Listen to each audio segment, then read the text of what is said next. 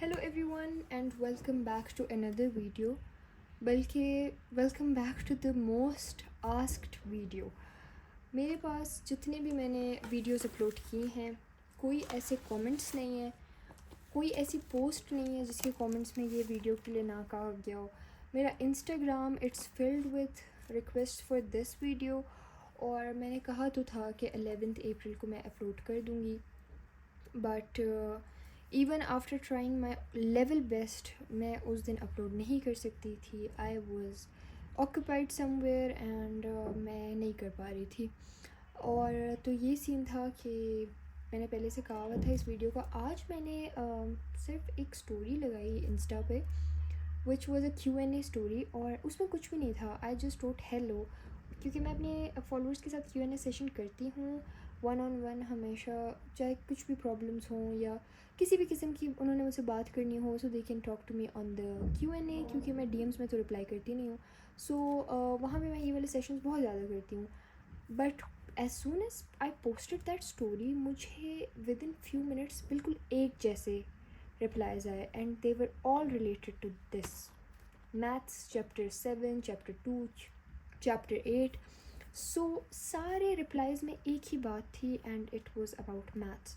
और मैं इतना शॉक हो गई थी कि सब ने एक ही चीज़ लिखी हुई थी. और उसके बाद आई लिटरली वेंट लाइव और I had discussion with people. फिर उसके बाद मुझे और भी सब्जेक्ट्स के कमेंट्स आना शुरू हो गए थे उस पर.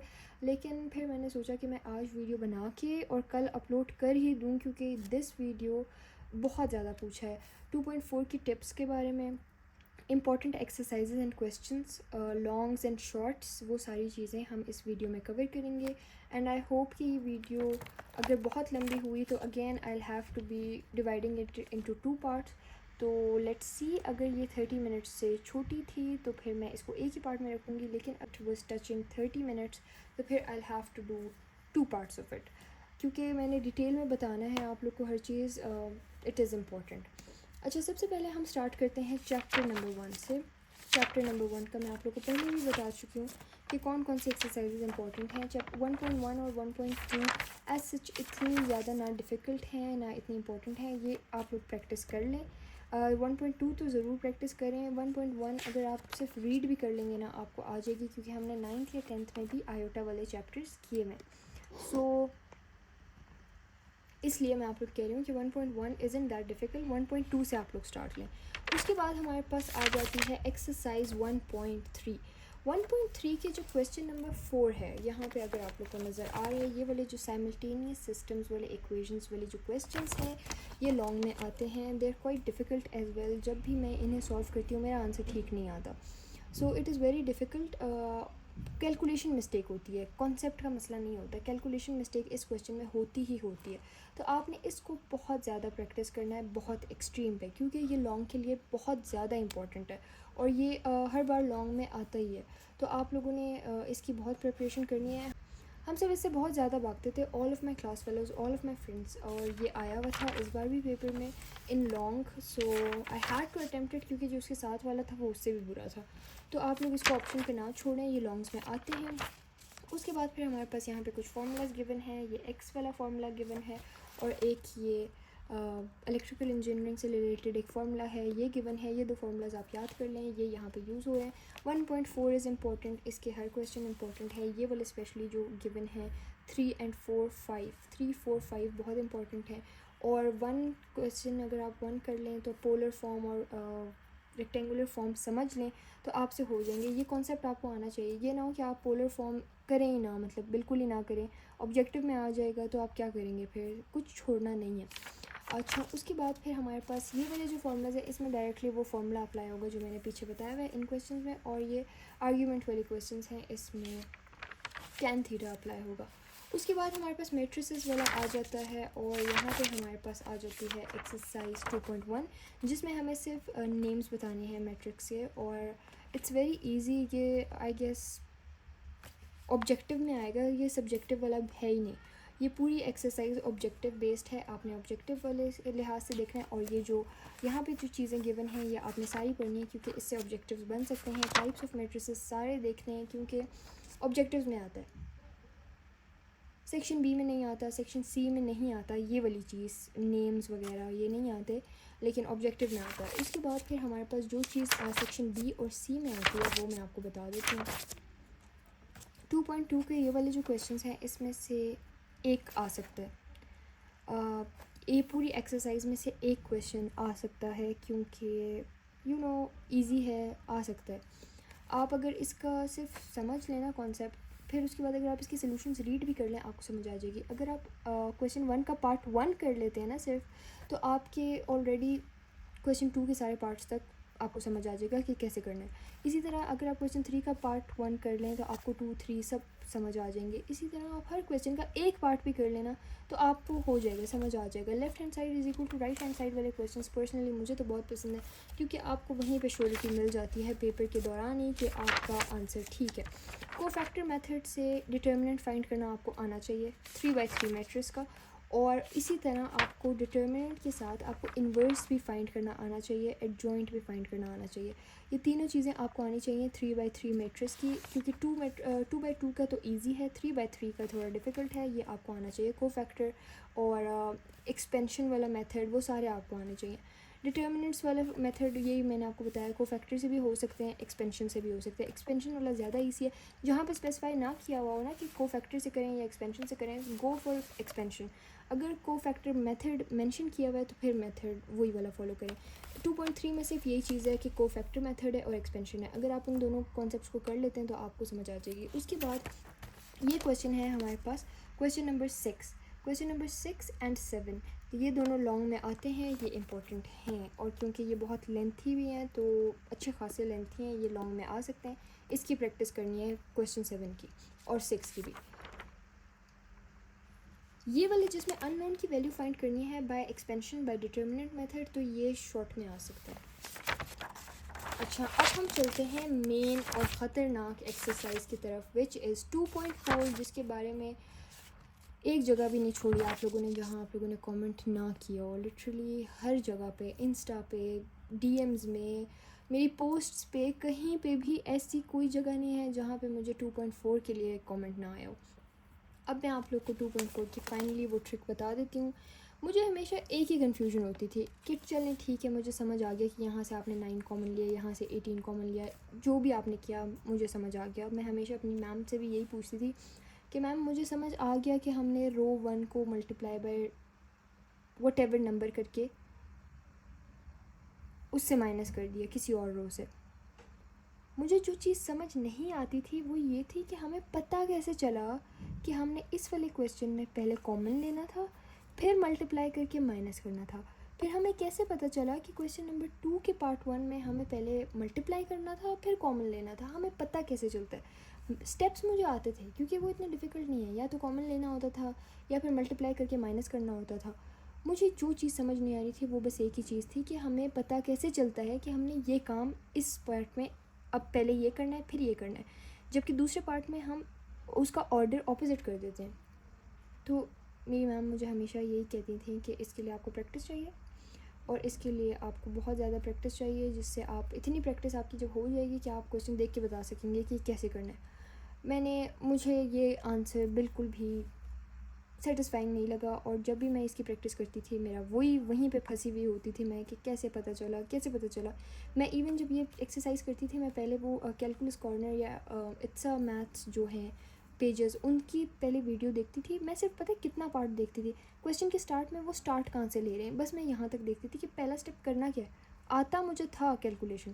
खैर उसके बाद मैंने अपनी इस प्रॉब्लम का सोल्यूशन खुद ही निकाला। बहुत ज़्यादा इस एक्सरसाइज के पीछे मैं पड़ी रही कि ये कर क्या रहे हैं हम।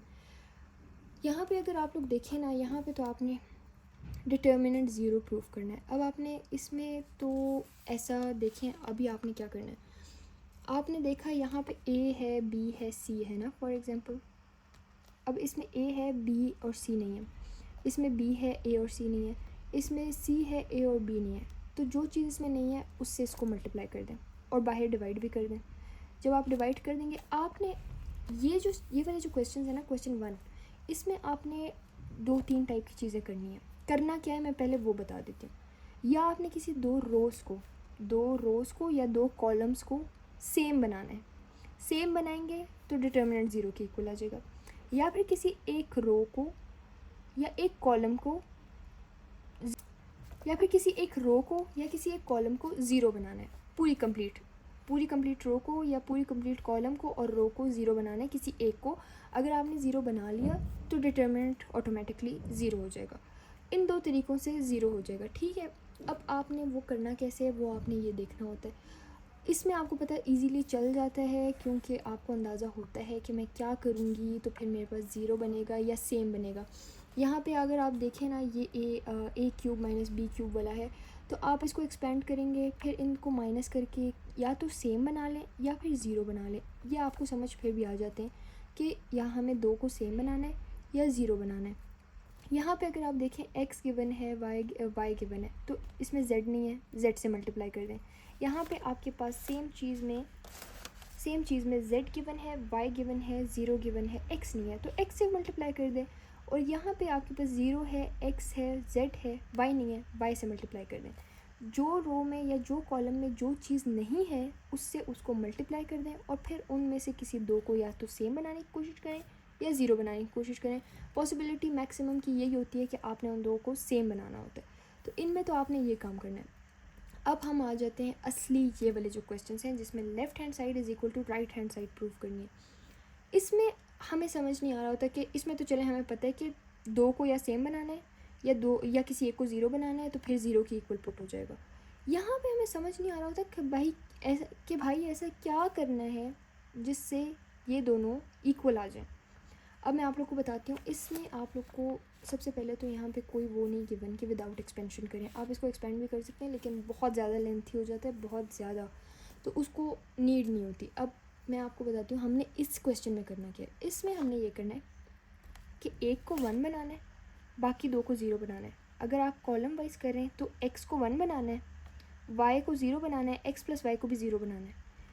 किसी एक रो या किसी एक कॉलम में फ़र्स्ट वैल्यू को वन बनाना है, बाकी दो को ज़ीरो बनाना है। ऐसी जब आपके पास कंडीशन आ जाए कि आपके पास दो ज़ीरोज़ आ जाएँ और एक वन आ जाए, फिर आपने एक्सपेंड कर लेना है, वो आपके इक्वल आ जाएगा। अभी मैं आप लोग को की बुक के थ्रू दिखाती हूँ कि की बुक में भी यही चीज़ आप नोटिस करेंगे कि उन्होंने पहले वन और ज़ीरोज़ बनाए हैं और उसके बाद उसकी एक्सपेंशन की है।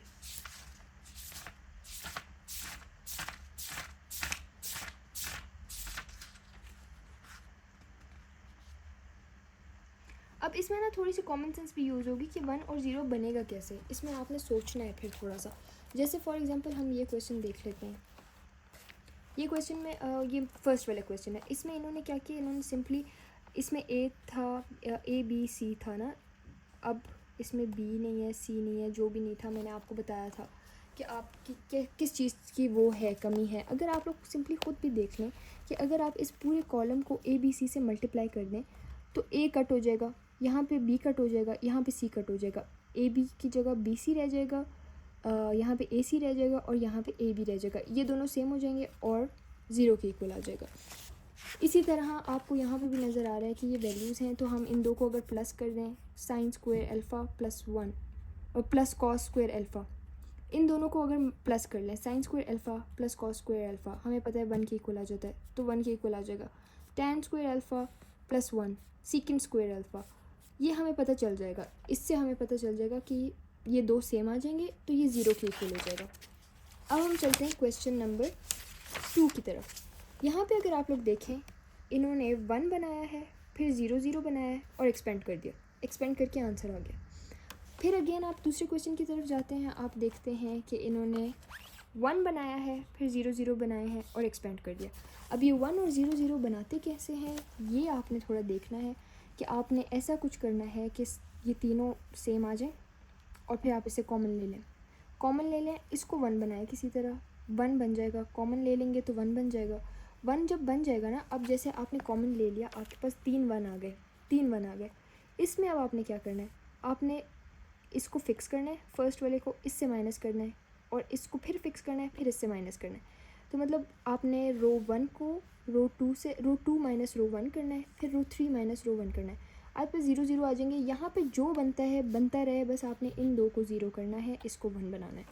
अब हम इसी तरह आगे चलते हैं। दूसरे क्वेश्चन में हमारे पास है पार्ट टू में अगर आप देखें, हमारे पास ए है, बी है, ए प्लस सी है, ए माइनस बी है।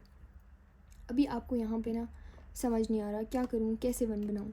तो फिर आप खुद देखें कि अब जैसे यहाँ पे ए ऐसा कुछ नहीं है कि यहाँ पे ना हो, मतलब ये पूरे रो में ऐसा, ये पूरे कॉलम में ऐसा कुछ नहीं है कि यहाँ पे ना हो। यहाँ पे ए भी है, बी भी है, सी भी है, यहाँ भी ए भी है, बी भी है और सी भी है। पूरी रो की मैं बात कर रही हूँ।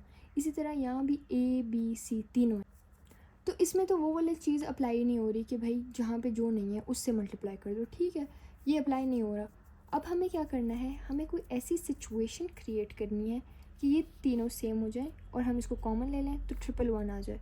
तो हम इसको ए से मल्टीप्लाई करें, इसको बी से मल्टीप्लाई करें, इसको सी से मल्टीप्लाई करें। जो चीज़ इसमें तीनों जगह पे है उसी से इसको मल्टीप्लाई करें। जो चीज़ इसमें तीनों में है उसी से इसको मल्टीप्लाई करें। बी यहाँ पे तीनों में है तो बी से मल्टीप्लाई करें। सी यहाँ पे तीनों में है, सी से मल्टीप्लाई करें। कर दिया मल्टीप्लाई। अब आपने ऑपोजिट कॉमन लेना है। कॉमन क्या लेना है, कॉलम वाइज कॉमन।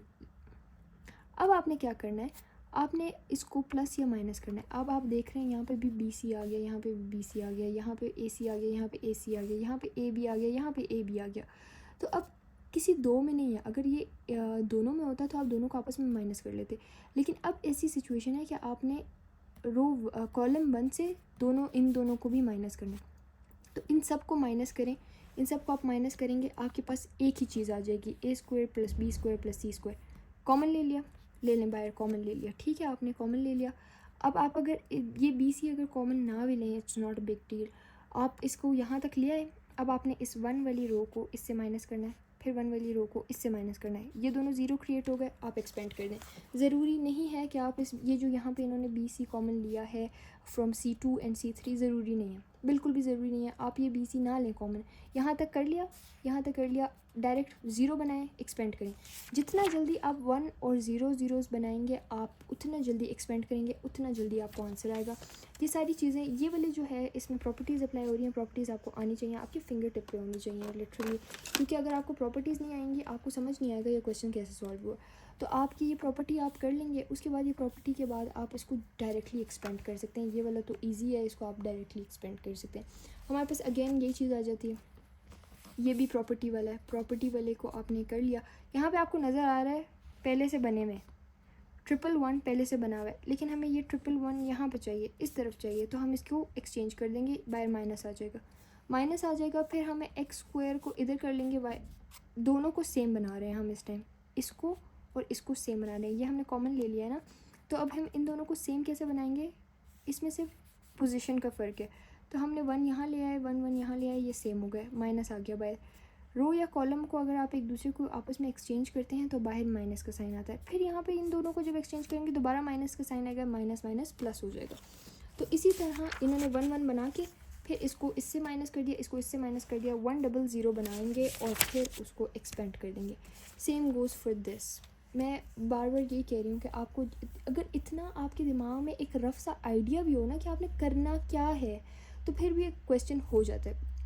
अगर आपको क्वेश्चन देख के पता ही नहीं चल रहा मैंने करना क्या है, अगर आपको इतना मैं आपको बता दूँ ना कि आपने इसको 1 और इसको 0 0 बनाना है, या इसको 1 इसको 0 0 बनाना है, तो फिर आपको थोड़ा आइडिया मिल जाएगा। ठीक है, मैंने इसको 1 और 0 0 बनाना है, तो फिर आप अपनी कॉमन सेंस यूज़ करना शुरू कर देंगे कि 1 0 0 कैसे बनाना है। उसका तरीका कोई नहीं है, मतलब वो आपकी कॉमन सेंस, आपकी लॉजिकल रीजनिंग और आपकी जो है ना नॉलेज पर डिपेंड करता है। वो ज़्यादा उसकी प्रैक्टिस आप करें। इतना मैं आपको बता सकती हूँ कि आपने 1 0 0 में कन्वर्ट करके एक्सपेंड कर देना है। फिर भी अगर आपको बहुत ज़्यादा ऐसी कुछ सिचुएशन आ जाती है कि क्वेश्चन में अगर विदाउट एक्सपेंशन ना लिखा हो ना, ये स्टेटमेंट ना लिखी हो कि विदाउट एक्सपेंशन करें, और आपके पास ऑप्शन नहीं है, आपने यही करना है, आपको समझ भी नहीं आ रहा कि कैसे करूँ, तो फिर बस आप डायरेक्टली एक्सपेंड कर दें। थोड़ा लंबा हो जाएगा लेकिन एक्सपेंड कर दें।